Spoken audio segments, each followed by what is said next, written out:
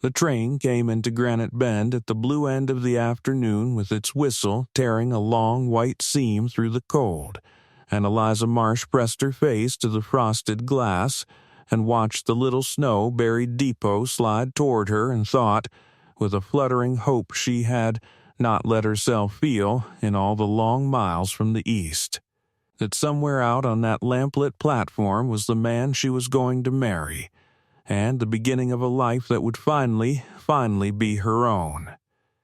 She was 22 years old. She had a single carpet bag and a battered hat box that held everything she owned in the world, and a letter folded so many times it was soft as cloth in her glove. A letter from a Mr.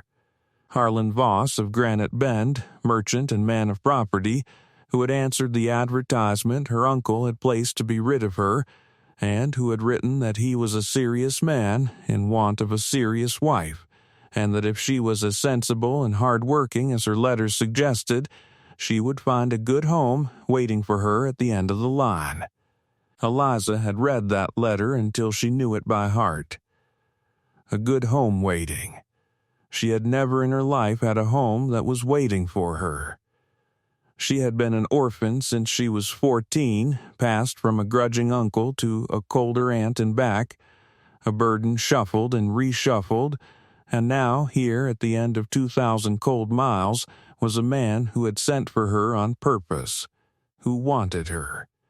And if it was not love, well, Eliza had long since given up on love and made her peace with the humbler hope of simply being wanted, and that hope was enough to make her heart beat hard as the train shuddered to a stop. She was near the last off. She stepped down onto the snowy platform into a cold so sharp it stole her breath, clutching her bag. And she stood beneath the lamplit overhang and searched the thinning crowd for a face she had never seen. A prosperous, serious face. A man come to claim his bride.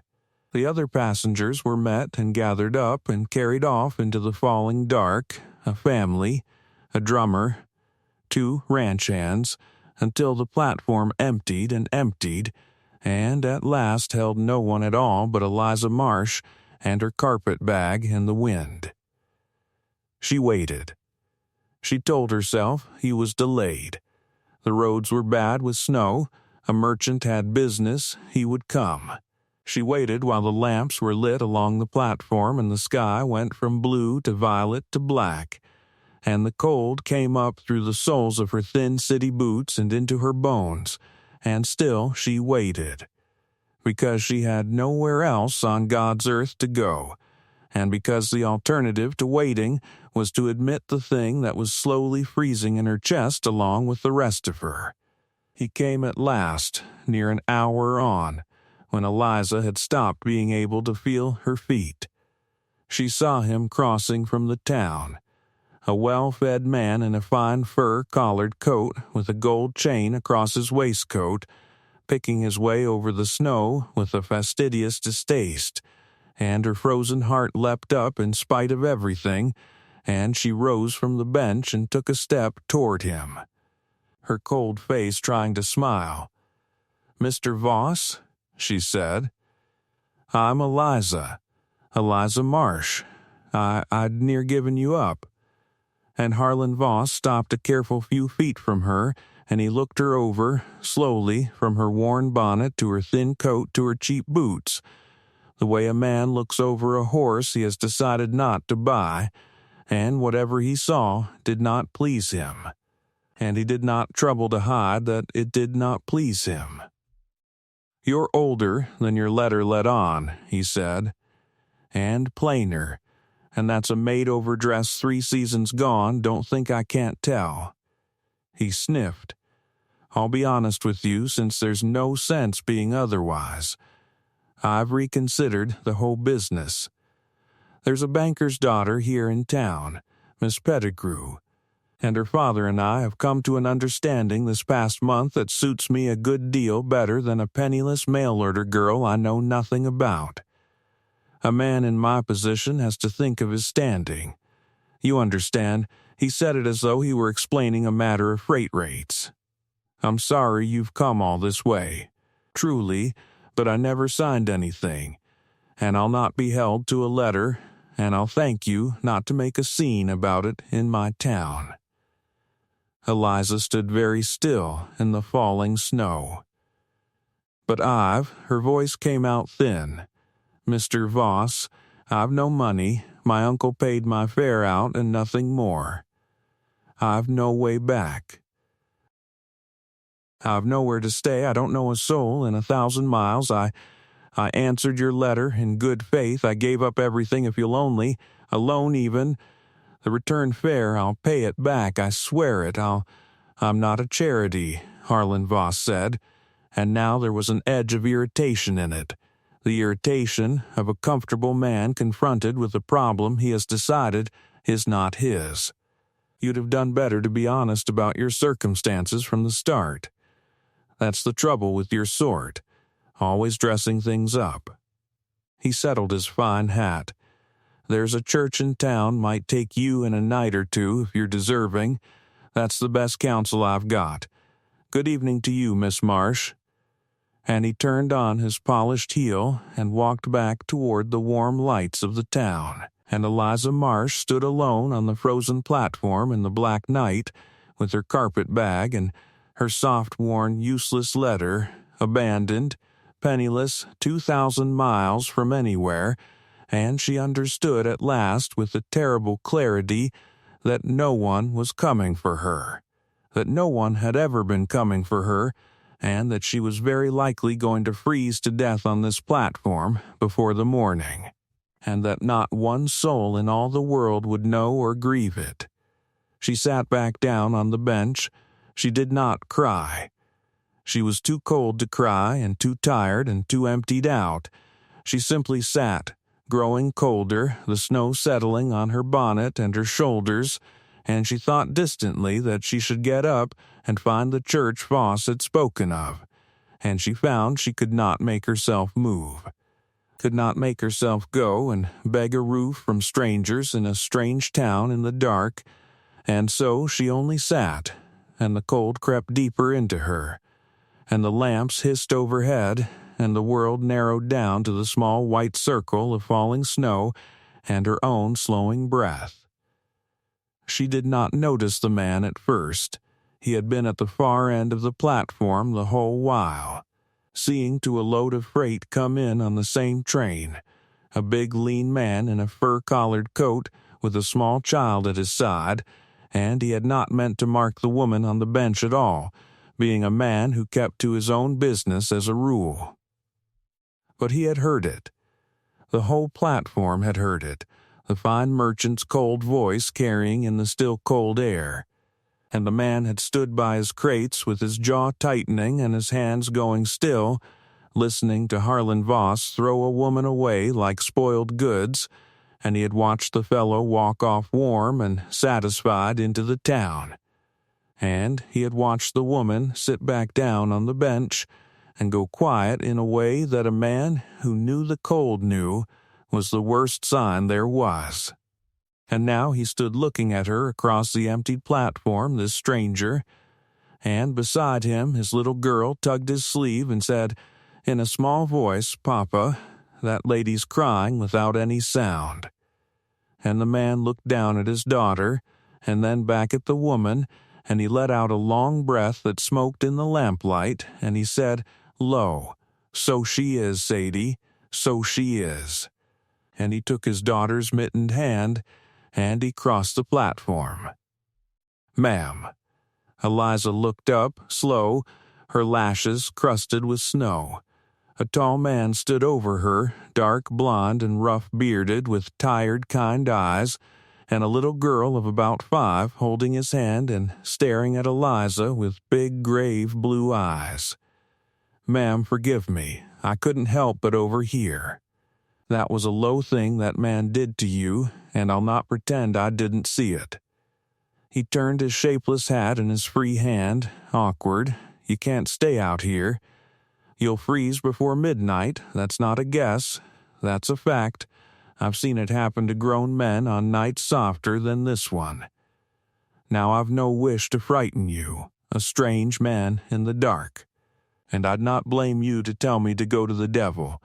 But I've a warm cabin 2 hours out and a fire in it, and my girl here for a chaperone such as she is, and I'll not sleep tonight knowing I left a body on that bench to die." So, he seemed to gather himself for something hard. I'll say it plain, for there's no gentle way and no time to be gentle. My name's Emmett Hale. I've a homestead out on Cottonwood Creek.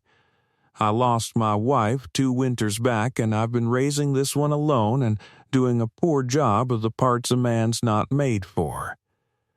I can't take a strange woman into my house for the night and turn her out in the morning without ruining her name in this valley forever, and that's no kindness. But I could marry you.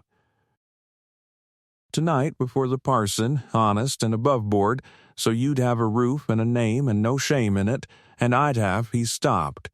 His weathered face was red above the beard. "I'd have someone, and my Sadie'd have someone. It's a poor cold thing to offer a woman, marriage to a stranger sight unseen, I know it. But it's a warm cabin, and an honest man, and a little girl who needs a mother. And it beats freezing on a bench for a man who wasn't worth your trouble. You can say no. I'll drive you to the church either way and see you safe. But I'm asking." Eliza Marsh looked up at the stranger through the falling snow, this lean, tired man offering her, in the space of 2 minutes, the very thing the fine merchant had promised in 100 letters and taken away in a single cold sentence. A roof, a name, a home that was waiting. She looked at the small grave child clutching his hand. She thought of the bench, and the cold coming into her bones, and the long black night, and the church where she would have to beg. And she thought, with the strange clear calm of someone who has nothing left to lose, that she had crossed 2,000 miles to be wanted by somebody, and that here, absurdly, at the very bottom of the worst night of her life was somebody who wanted her, or at least wanted her enough to save her, which on that platform, in that cold, was the same thing and maybe better. "Mr. Hale," she said, and her voice shook with cold and with something else, "I don't know a single thing about you." "No," he agreed. "Nor I you. We'd have to learn it as we go. Most folk marry knowing more and end up knowing less. A ghost of dry humor. I'll tell you the important things now so you're not deceived. I'm poor, but not desperate poor. There's food and firewood and the place is paid for. I don't drink. I've never raised my hand to woman nor child nor beast, and I never will. I'm quiet, and I'll likely stay quiet. It's my way. So don't take it for coldness, and I'll be good to you, Eliza Marsh, as good as I know how, till the day I die. That's the whole of the bargain. It's not much, but every word of it's true, which is more than that merchant gave you." And Eliza, half frozen on a bench at the edge of the world, looked into the tired, honest eyes of Emmett Hale and made the second, bravest decision of her life. "Then I'll take your bargain," she said. "God help us both." And the little girl, Sadie, looked up at the two of them with her big grave eyes and said nothing at all, but she let go of her father's hand, and she reached up and she took hold of Eliza's frozen fingers instead, and held them, and that, Eliza would think ever after, was the moment the thing was truly sealed. More than any vow the parson spoke an hour later in the cold little church with the sexton and his wife for witnesses, and the snow ticking against the dark windows. The homestead on Cottonwood Creek was 2 hours out under a hard, bright freeze of stars, and Eliza rode the whole way wrapped in a buffalo robe with Sadie asleep against her and the silent man driving. And when they came at last to the small snug log cabin on the frozen creek with its one warm window glowing gold against the black pines, Eliza looked at it and felt something she had not felt in 8 orphaned years, which was the sense of arriving somewhere. Emmett carried the sleeping child in and built the fire high and made her tea and showed her, awkward, where things were. and gave her the one bed and made up a pallet for himself by the fire without her having to ask, and Eliza understood that whatever this strange bargain was, it was not going to be unkind. And she lay that first night in a stranger's bed in a stranger's cabin under a warm quilt with a full belly and a roof over her, married to a man she'd known 3 hours. And she slept better than she had slept in years. The mountain sent a great blizzard down on them in the deep of that winter, 3 days of it, wind screaming off the peaks and snow driven so thick they could not see the barn from the cabin door. And the 3 of them were shut up together in the 2 small warm rooms with the storm roaring at the walls, and it was in that shut-in time, oddly, that the last of Eliza's fear of the place fell away. For there was nowhere to be but together, and nothing to do but wait out the wind, and so they did the small, warm things that make a family without anyone deciding to. Emmett mended harness by the fire and told, when Sadie begged him, the old stories his own father had told, halting at first and then easier, his rough voice filling the firelit room. Eliza baked what could be baked, and taught Sadie to shape the dough into little men with raisin eyes. They strung dried apples and told riddles and let the fire burn high against the dark. On the second night the wind rose to a shriek that frightened the child, and she crept from her loft and stood at the foot of the big bed where Eliza lay, and Eliza lifted the quilt without a word, and Sadie climbed in and burrowed against her, and Emmett, on his pallet by the fire, lay awake and listened to his daughter's breathing go slow and easy against the woman he had married in the cold, and felt his chest ache with something he had thought frozen out of him for good. When the storm broke at last on the 3rd dawn and they dug their way out into a world made blinding and new, all deep smooth white under a hard blue sky, Eliza stood in the cabin door with Sadie on her hip and Emmett beside her, the 3 of them looking out at the buried shining valley, and none of them said anything, because there was nothing that needed saying, and that silence was the most married Eliza had ever felt. There came a night that Eliza kept folded in her heart ever after. She had put Sadie to bed and was singing her the low wandering lullaby her own mother had sung her before the fevers took her, a song Eliza had not known she still remembered until it came up out of her one evening unbidden, and the child lay watching her with heavy grave eyes in the candlelight, and when the song was done, Sadie reached up one small hand and touched Eliza's cheek and said, drowsy and matter-of-fact as though it were the plainest truth in the world, "Good night, Mama." And then she rolled over and slept, having no notion of what she had done, and Eliza sat frozen on the edge of the little bed with her hand pressed to her mouth, for no one had called her anything so tender in all her 22 years, and she had not known until that instant how starved she had been to be somebody's own. She did not correct the child. She never would. She sat there a long time in the dark until she could trust her face, and when she came back to the fire, Emmett looked up and saw something in her, and asked her low was anything wrong, and Eliza said, "No, nothing's wrong. Everything's right, for once," and could not explain it, and he did not press her, but he watched her the rest of that evening with a soft, puzzled wonder, as though she were a book he very much wished he knew how to read. The learning of each other came slow, over that long white winter the way Emmett had said it would.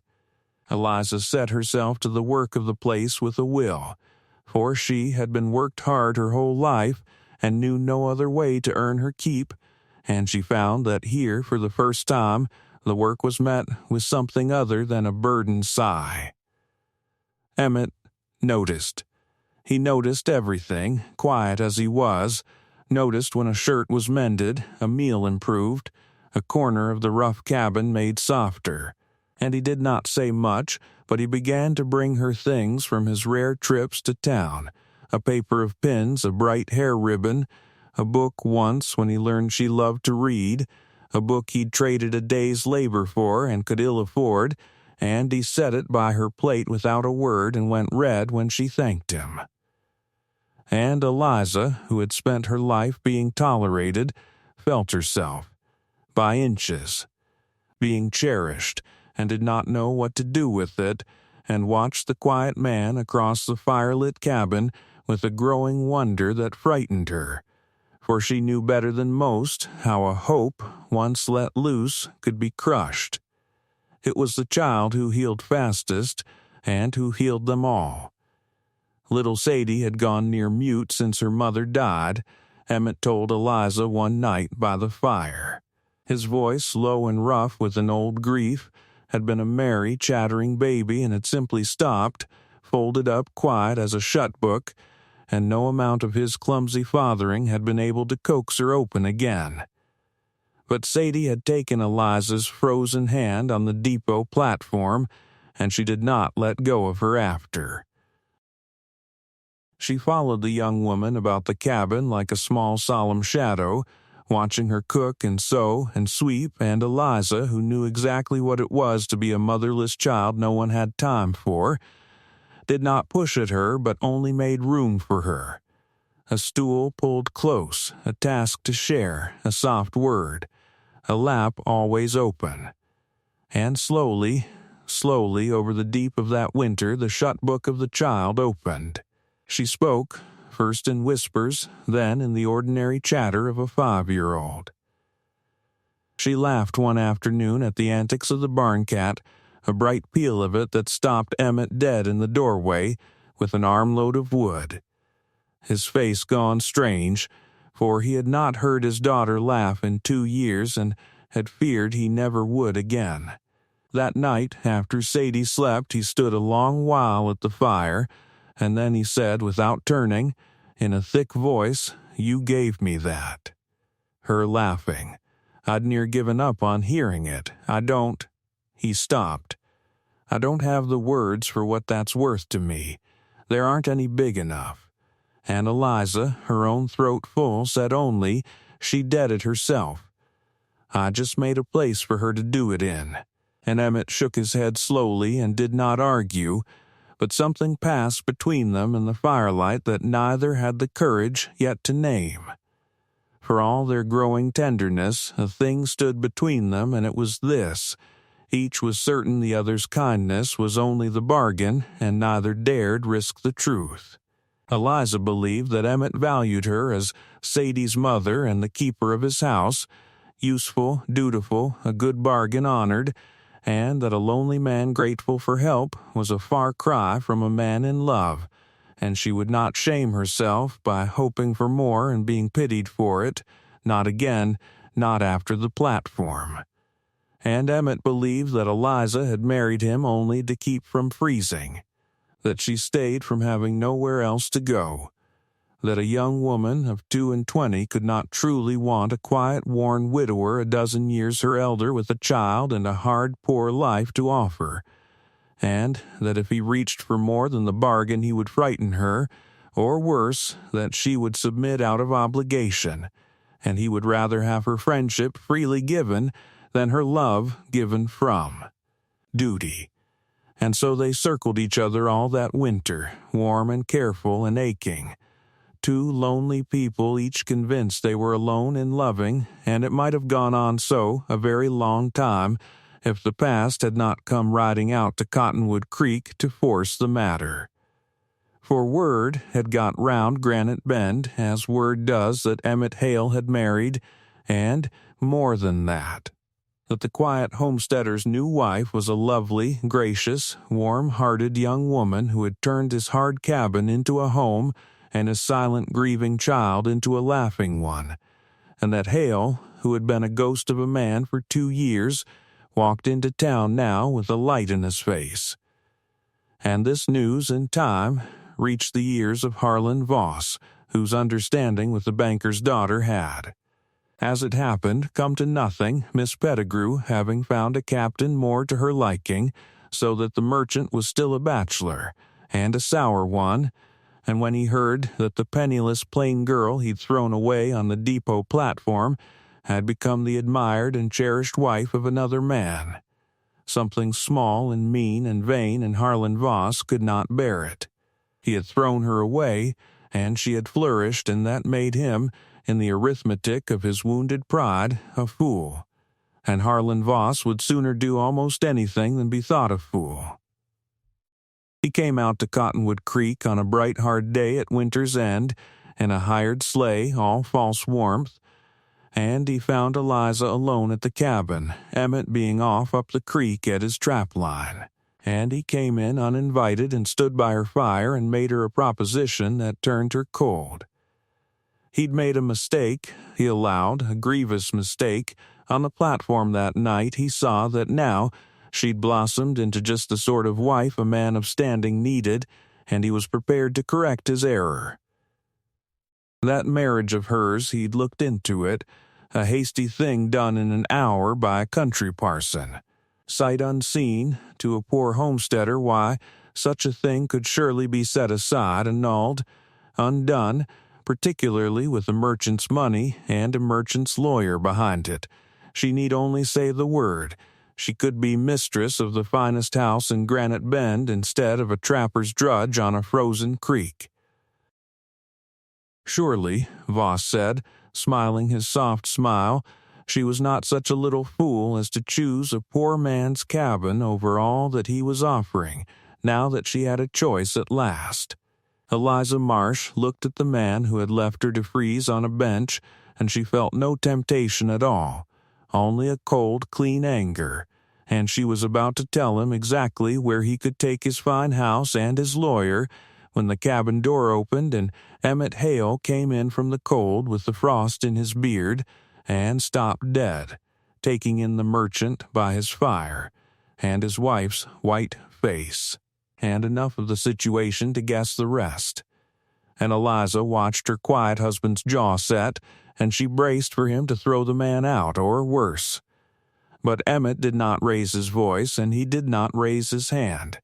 He only looked at Harlan Voss for a long moment, and then he looked at Eliza, and when he spoke it was to her, not to the merchant. And it was the most words she had ever heard him string together, and every one of them was quiet. "He's not wrong that I've little to offer," Emmett said. "A poor cabin, hard work, a used-up man and another woman's child. He can give you a deal more than I ever could, in the way of things a body can weigh and count. So I'll not stand here and argue you into staying, Eliza, nor hold you to a bargain we struck in the cold when you'd no other way to live. If you want to go with him to the fine house, I'll not stop you, and I'll not blame you, and Sadie and I will get on somehow like we did before." He drew a breath, and his voice roughened, and he made himself say the thing he had guarded all winter. "But I'll not let you go believing a lie, and the lie is that this was ever only a bargain to me. It stopped being a bargain a long while back. Somewhere around the night I heard my girl laugh again. I married you to save you from freezing, and I fell to loving you for your own sweet self while I wasn't looking, and I've kept quiet about it these months only because I couldn't stand to have you stay from duty, nor to see you flinch from a worn old man's feelings. So there it is. That's the whole truth, and it's poor competition for a mansion, I know. But you asked me once to tell you the important things, and this is the most important thing there is, and I'd not have you choose without it. Stay or go. But go knowing you were loved here, truly loved, not for the house you kept, for you." The cabin was very quiet. Harlan Voss looked considerably less comfortable than he had a moment before, and Eliza Marsh stood in the firelight and felt the last of the cold that had lived in her since that platform. Since long before that platform, since a childhood of being no one's own, felt it break apart and melt and run out of her all at once, and she began to laugh and cry at the same time, and she crossed the little cabin not to the merchant but to her husband. And she took hold of the front of his frosted coat with both hands.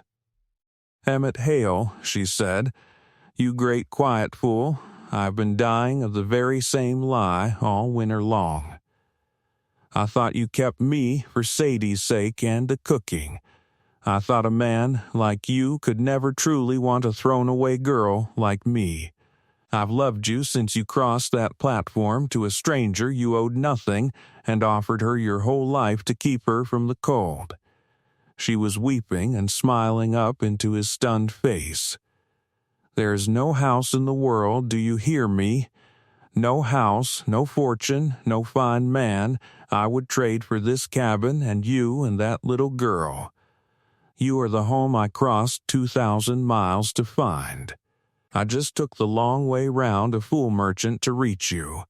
And she turned her head and looked at Harlan Voss, still standing dumbstruck by the fire, and she said, in a voice gone perfectly steady, "You may see yourself out, Mistu. Voss, you left me to freeze once. This good man picked me up. I know exactly what each of you is worth, and there isn't money enough in the territory to make me forget it. Good evening." Harlan Voss saw himself out. His sleigh was very small and mean against the great white mountains as it dwindled down the creek and out of their lives, and neither of them watched it long, for Emmett Hale had gathered his wife into his arms at last, properly, the way he had wanted to since a laugh had rung out over a barn cat in the dead of winter, and little Sadie.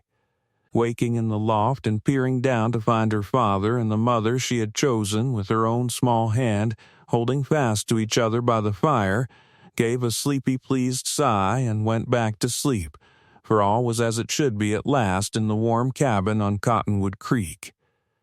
They had been married that first night as strangers in the cold, out of desperation and mercy. They married again, in a manner of speaking, that spring, when the creek broke up and ran singing with snowmelt, and the meadow came green, renewed their vows before a proper congregation in Granite Bend, in the daylight, in flowers. Not because the first marriage had not held, but because they wanted the world to see them choose it, freely and gladly this time. A poor homesteader, and a thrown-away bride, and the laughing child who had knit them into a family. And in the long good years after, when there were more children about the cabin on Cottonwood Creek, and the place had grown and prospered by the labor of 2 willing hands where there had been but one, Eliza would sometimes think back to the frozen platform at Granite Bend, and the fine cold man who had looked her over and found her wanting and left her to die, and she would feel of all things a kind of gratitude to him. For if Harlan Voss had wanted her, she would have had a fine house and a cold marriage and a smaller life, and she would never have known the difference. It took a man leaving her to freeze for another man to find her in the cold. She had stepped off that train hoping only to be wanted, and she had learned, on the worst night of her life, that being wanted was a small and shabby thing beside being loved, and that the coldest platform in the world can be, if a body is only brave enough to say yes to the stranger crossing it, the very doorstep of home.